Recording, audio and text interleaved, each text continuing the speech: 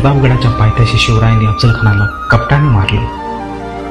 असा कांगावा आदिलशाही इतिहासकारांनी शतकानुशतके केला.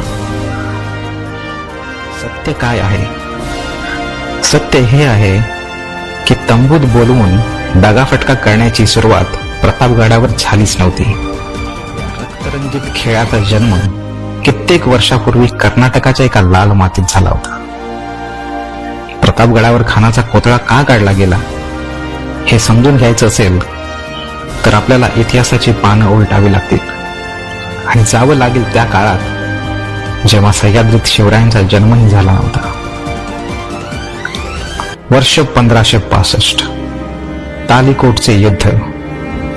दक्षिण भारताचं वैभव असलेल्या हिंदूंचं सर्वात मोठं विजयनगर साम्राज्य उद्ध्वस्त करून हंपीची सुंदर मंदिरे आदिलशाहीच्या घोड्याच्या टाचांखाली आता तुडवली जात होती.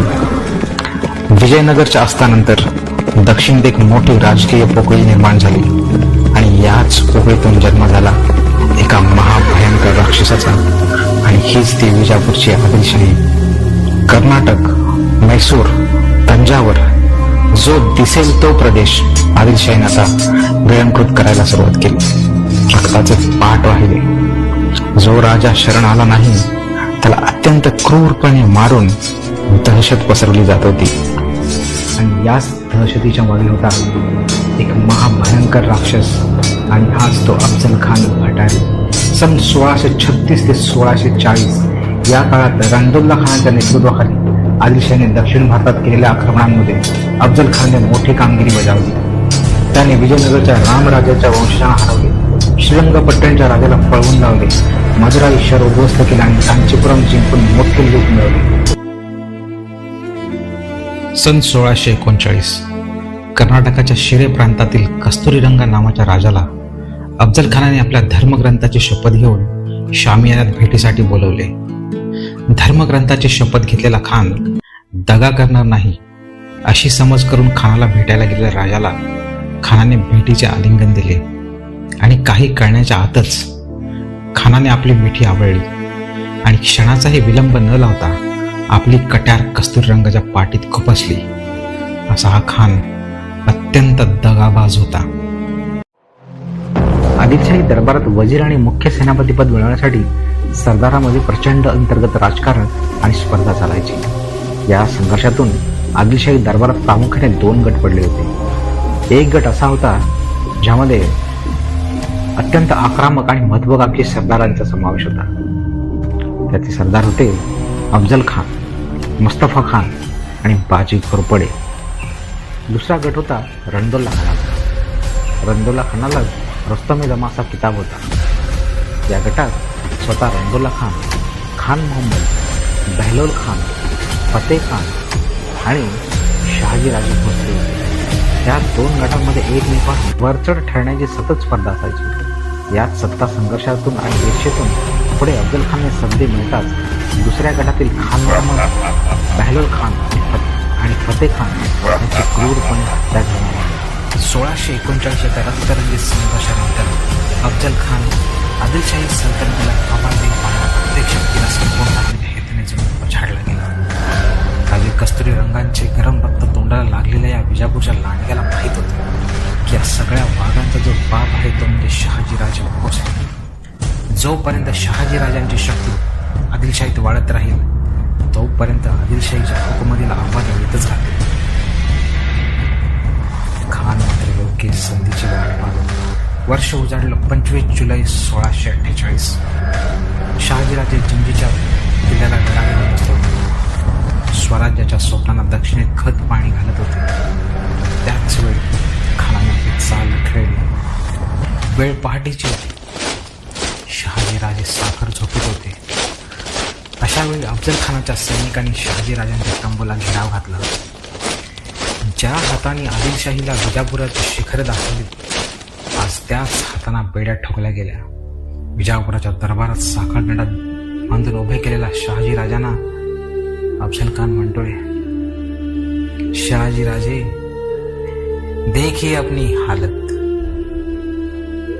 जिस स्वराज का ख्वाब तुम और तुम्हारा बेटा देख रहे थे आज उसी की बुनियाद को मैंने जंजीरों में जकड़ दिया है। कह दो अपने बेटे सेवा को, बीजापुर की सल्तनत से टकराने का अंजाम क्या होता है। राजांचे हात बांधलेले होते, पण त्यांचं मस्तक ताट होतं। राजांच्या डोळ्यातील धाग बघून आदिलशाही दरबार थरथर कापत होता आणि शहाजीराजे गरजले, अफजल खान, सोए हुए शेर को धोखे से जंजीरों में बांधकर खुद को बड़ा सूरमा समझ रहे हो। अगर हिम्मत है तो लगाओ कान उस सह्याद्री की वादियों की तरफ। उस बब्बर शेर की दहाड़ सुनकर तुम्हारी रूह कांप उठेगी और जिस दिन आमना सामना होगा तुम्हारी ये अपने आप को खुदा समझने की गलतफहमी हमेशा के लिए दूर हो जाएगी। महाराजांच्या गर्जनेने आदिलशाही दरबार सुन्न झाला। या अपमानाची थंडी आता शिवनेरीवर पोचली होती। गडावरून सूत राहिली। शेवटी तब्बल 10 महिन्याच्या अटकेनंतर शहाजीराजांची सुटका झाली। पण खानाला मात्र हे काही रुचलं नाही। खानाच्या तंबूत मशाली जळत होत्या, पण त्यापेक्षा जास्त आग खानाच्या मनात धुमसत होती। तो संतापाने लाल झाला होता। त्याला हे सहन होत नव्हतं की एका पोराने दिल्लीच्या बादशाला मध्ये घालून विजापुराच्या सुलतानाला वाकवलं होतं। विजापुराचा झालेला अपमान खानाला काही रुचला नाही। वर्ष उजाडलं 1654। कनकगिरीचा वेढा। शहाजी राजांचे थोरले पुत्र पराक्रमी संभाजीराजे या किल्ल्याला वेढा घालून उभे होते। विजापूरच्या सैन्याचे नेतृत्व भोसल्यांकडे असणं अफजल खानला आधीपासूनच रुचत नव्हतं। आपल्या अपमानाचा बदला घेण्याची हीच योग्य वेळ आहे हे ओळखून खानाने दगा केला। संभाजी राजांना कुमक पाठवण्याचं नाटक केलं, पण प्रत्यक्षात आदिलशाहीच्या तोफा संभाजी राजांवरच रोखल्या आणि तोफांचा कळायचा। संभाजीराजे युद्धात पडले आणि यावेळी मात्र खानाने आपला डाव साधला। ही बातमी शिवनेरीवर पोहोचताच जिजाऊ साहेबांच्या डोळ्यातील अश्रूंची आग झाली। संभाजीराजे शिवाजीराजे यांचे आदर्श होते। संभाजीराजांच्या जाण्याने स्वराज्याचा भावी आधारस्तंभ कोसळला। राजांना अतोनात दुःख झाले। असा हा क्रूर आणि कपटी अफजल खान हा केवळ योद्धा नव्हता, तर तो एक मोडलेला राजकारणी होता। कावेबाजपणाने त्याने कस्तुरी रंगांचा खून करून शहाजीराजांना अटक केली, मात्र यामुळे त्याची ताकद विजापुरात वाढली होती। शहाजीराजांच्या सुटकेच्या वेळी कोंढाण्यासारखा बलाढ्य किल्ला आदिलशाहीला परत करावा लागला। याने शिवाजीराजे मात्र नाराज होते। याचाच वचपा काढायचा म्हणून महाबळेश्वराच्या पायथ्याशी असलेल्या निसर्गाचे अभेद्य कवच समजल्या जाणाऱ्या जावळी खोऱ्याला स्वराज्यात कसं सामील करून घेता येईल आणि वाईच्या सुभेदार असलेल्या अफजल खानासोबतच आदिलशाहीलाही दणका द्यायचा असा विचार राजे करत होते। कारण जावळी म्हणजे केवळ जंगल नव्हतं, तर निसर्गाचं ते एक अभेद्य आणि अकराळ विक्राळ रूप होतं। 650 चौरस मैलाचा हा परिसर इतका भीषण होता की दुपारी ते रात्रीसारखा काळोख असायचा।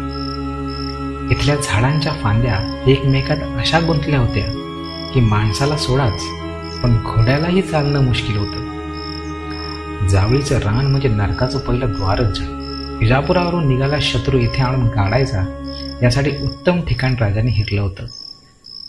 वाईचा सुभेदार असलेला अफजल खान यावेळी दक्षिणेतील मोहिमात व्यस्त होता। संधी मात्र नामी होती, पण या योजनेवर अंमल करताना राजे थोडे कचरत होते। कारण जावळीचे मोरे हे पूर्वांपार आदिलशाहीचे निष्ठावंत सरदार होते।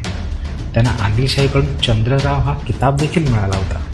मात्र एका राजकीय संकटाच्या वेळी स्वतः शहाजीराजानेच दौलतराव मोरे आणि त्यानंतर यशवंतराव मोरे याला चंद्रराव ही गादी मिळवून देण्यास मदत केली होती आणि अभय दिलं होतं।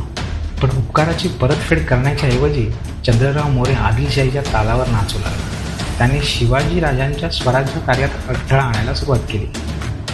महाराजांनी प्रथम चंद्रराव मोरे याला स्वराज्यात सामील होण्याचे आणि स्वतः राजे न बनवण्याचे आवाहन केले होते, पण मोरे हा आदिलशाहीच्या पैशावर आणि जावळीच्या घनदाट जंगलाच्या संरक्षणावर माजून होता।